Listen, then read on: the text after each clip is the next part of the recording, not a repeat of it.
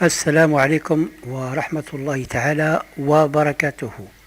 Bonjour à toutes et à tous et bienvenue encore une fois sur votre chaîne Mieux Comprendre, la chaîne de l'éducation et d'enseignement par excellence. Je vous accompagne aujourd'hui pour une nouvelle séance du programme de la langue française dédié à vous, les élèves de la première année du baccalauréat. Nous commençons aujourd'hui notre premier module. Il s'agit bien entendu de l'étude du roman autobiographique La boîte à merveilles d'Ahmed Safraoui. La boîte à merveilles, c'est un roman autobiographique écrit par notre grand écrivain Ahmed Safraoui en 1952 à Fès, publié 2 années plus tard, c'est-à-dire en 1954 à Paris, en France. Il fut longtemps considéré comme le premier roman marocain écrit en langue française. Ce roman met le lecteur devant la problématique que pose le récit de vie, d'une part, et d'autre part la littérature maghrébine d'expression française.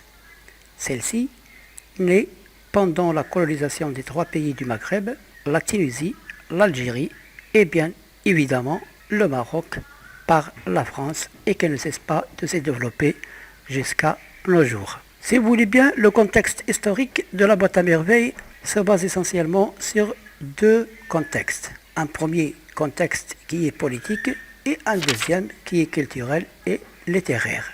Commençons par celui qui est politique. Et bien sûr, dans ce cas, nous parlerons bien évidemment de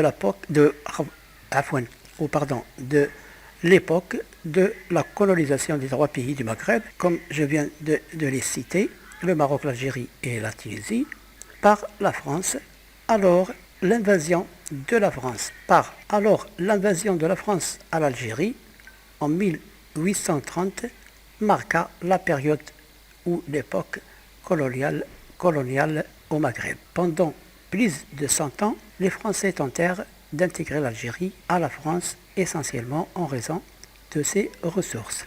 Et à partir de 1881, la France contrôla également la Tunisie sous forme d'un protectorat. Le Maroc aussi fut contrôlé sous le protectorat à partir de 1912.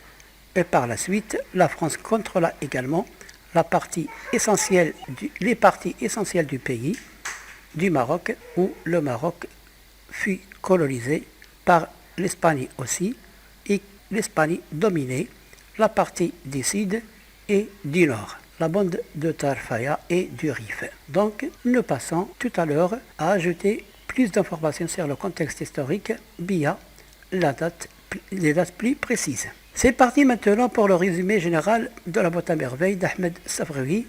Nous allons voir par la suite dans cette fiche, ou la fiche de lecture, 12 chapitres. Alors ces 12 chapitres, c'est le résumé sous forme de ces idées. Quand on dit la boîte à merveilles d'Ahmed Safraoui ou le roman autobiographique de la boîte à merveilles, on dit tout d'abord le récit de vie. C'est un vécu quotidien, c'est-à-dire tout ce qu'on vit quotidiennement.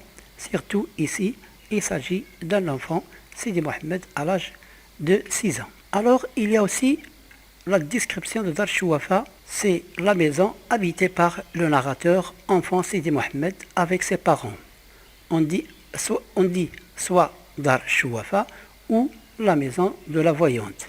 Il y a aussi la description des relations entre les voisins ou les locataires ou tout simplement les habitants de Dar Chouafa. On va voir par la suite dans la fiche de lecture les membres de Dar Chouafa.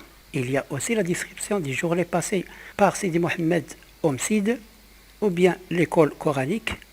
Et bien sûr, il va nous faire un petit rappel concernant ces héritages de l'enseignement traditionnel, c'est le Msid ou bien l'école coranique. Par la suite, on va découvrir des traditions et des rites 100% marocains, des fêtes comme la fête de Ashura, superstition, visite des mausolées, mariage, baptême, etc.